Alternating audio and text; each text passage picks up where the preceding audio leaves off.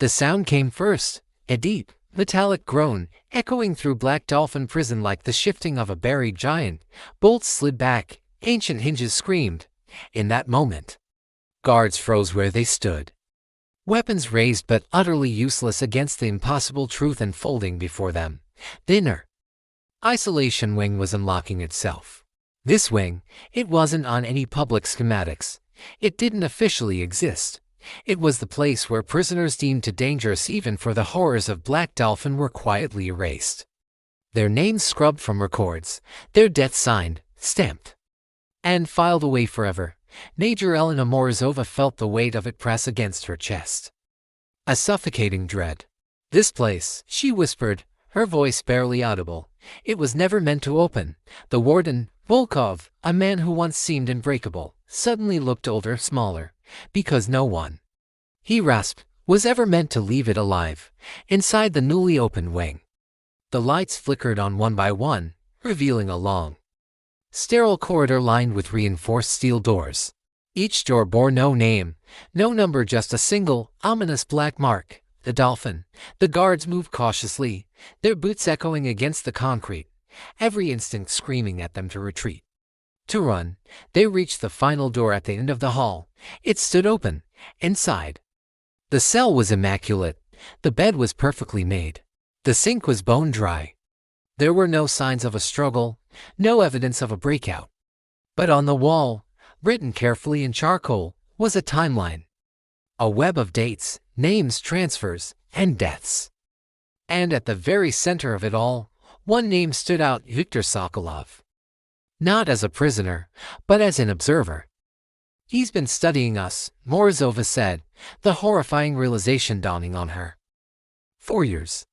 A file lay on the bunk. Volkov picked it up, his hands trembling.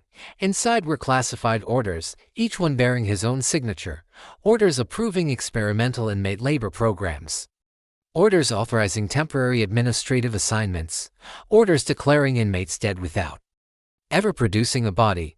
"You forged my name," Volkov whispered, his voice cracking with disbelief. Morozova shook her head slowly. "No, he didn't have to. You signed them." The truth hit harder than any confession. Black Dolphin wasn't just a prison. It was a machine. A complex, brutal machine. And Viktor Sokolov had just learned how to operate it. The final confrontation didn't happen in a cell, surrounded by guards. It happened in the control room. Every screen, every monitor, lit up at once, displaying a single, chilling image. Viktor Sokolov, standing calmly in the main transport bay. He wasn't dressed in an inmate's uniform. He was wearing the uniform of a guard, and it fit him perfectly. You always assumed escape meant running. Sokolov's voice echoed through the room's speakers, calm and steady. "Climbing walls, breaking locks. But I never wanted freedom." He looked directly into the camera, his eyes piercing through the screen. "I wanted control." Morozova lunged for the microphone. "This ends now, Viktor. You won't walk out of here." A faint, knowing smile touched Sokolov's lips. "I already have." Behind him, the engine of a heavy service vehicle roared to life. "You see," he continued, "the men in this prison were told they would never leave. That belief, that despair, it kept them obedient. But belief is a fragile thing. And today, you broke it yourselves." The camera feed switched. Now, it showed prisoners standing silently in their cells, not rioting, not screaming, but watching. Watching the guards scramble in panic. They were observing. They were learning. Volkov collapsed into a chair, the full weight of their failure crashing down on him. "What have we done?" Morozova understood then. Sokolov wasn't freeing the inmates. He was exposing the lie that held the entire system together. Security forces flooded the transport bay, but it was too late. The vehicle smashed through the outer gate, alarms screaming into the frozen Siberian air.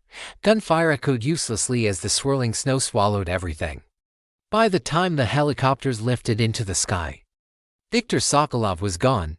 There were no bodies, no pursuit trail, just a prison left in a state of profound shock. Weeks later, the official report was released. It stated that Viktor Sokolov had died during an internal security incident. The evidence was classified. The case was closed. Black Dolphin Prison resumed its grim operations under new leadership. Major Elena Morozova was quietly resigned, no explanation given. But she didn't stop investigating. She couldn't, because 3 months later, in a quiet town just outside Vienna, a man was found dead in his apartment. No forced entry, no weapon. Just a folded note placed neatly on his dining table. It read, "Debt paid," and beneath the words, drawn in stark black ink, was a dolphin. This one was smiling. The authorities dismissed the connection.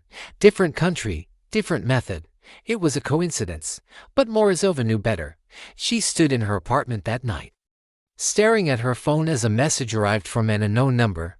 The words glowed in the darkness: "Control is an escape. IT's permanence." And then, the message deleted itself. Somewhere out there, Viktor Sokolov was watching. Not from behind bars, but from within the very system he had bent without ever breaking. And if you think this story was intense, you are not ready for what comes next. Hit that subscribe button because the darkest truths are still waiting to be uncovered.